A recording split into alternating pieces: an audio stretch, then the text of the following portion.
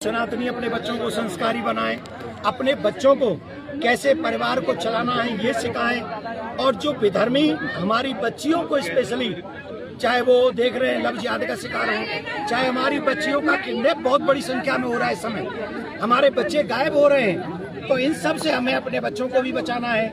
रामायण गीता का ज्ञान उनको देना है और मथुरा में मंदिर का निर्माण हो सके, सनातन बोर्ड का निर्माण हो सके और सनातनियों को खेल भी खेलना है और सनातनी आपस में मिलजुल के आगे बढ़े। हम लोग SPL भी कर रहे हैं, इसी माध्यम से हम यही कहेंगे कि सनातनियों को एकजुट होना चाहिए, एक साथ होना चाहिए, एक साथ मिलकर आगे बढ़ना चाहिए। सनातनियों के बच्चे अगर धर्म को जानेंगे तो कोई भी पत्नी अपने पति को नहीं मारेगी, कोई भी पति अपनी पत्नी को नहीं जिंदा जलाएगा। ये लैक ऑफ रिलीजियस नॉलेज है जिसके कारण हमारे परिवार बिखर रहे हैं। तो हमें इन सब के लिए जागरूक होना है, अपने ग्रंथों को पढ़ना है, अपने ग्रंथों को अपने बच्चों तक पहुंचाना है, तभी हमारे घर बचेंगे। एक और बात, इस देश को बचाना है, सनातन को बचाना है, आने वाली पीढ़ी को बचाना है। तो इसके लिए जब तक जनसंख्या नियंत्रण कानून न हो जाए, हर सनातनी के घर में 4-4 बच्चे होने चाहिए, ऐसा भी हमने यहाँ पर कहा है। फिल्म एक घूसखोर पंडित के नाम, जिसका विरोध भी हो रहा है, ये सनातन धर्म को बदनाम करने की प्लानिंग है। सनातन में अश्रद्धा लोगों की उत्पन्न हो।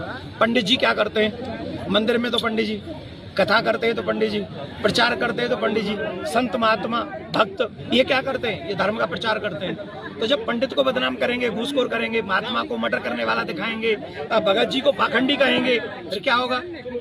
जो युवा पीढ़ी है वो हमारे धर्म से हटेगी, तो फिर कहाँ जाएगी? फिर वो लव जिहाद का शिकार आसानी से हो सकती है, फिर वो उसका धर्म परिवर्तन आसानी से हो जाएगा। ये सोची समझी रणनीति है।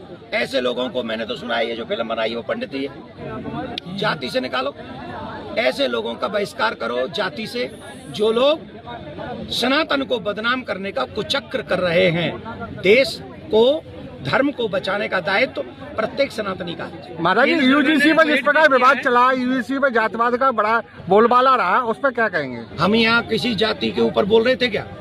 हम तो यहाँ सब सनातनियों के लिए बोल रहे हैं और यहाँ सब सनातनियों के लिए बोल रहे हैं। इसका मतलब क्या है? हमें वो कानून बनाने हैं जो सबको जोड़ के जाए, सनातनियों को नहीं। और सबसे पहला इस देश पे अधिकार सनातनियों का है। कोई भी कानून बने सनातनियों के हित में होना चाहिए, देश की सुरक्षा के लिए होना चाहिए और ये देश आगे बढ़े, जिसमें सनातनी बढ़ जाए। ऐसे कोई कानून इस देश में नहीं बनने चाहिए। धन्यवाद।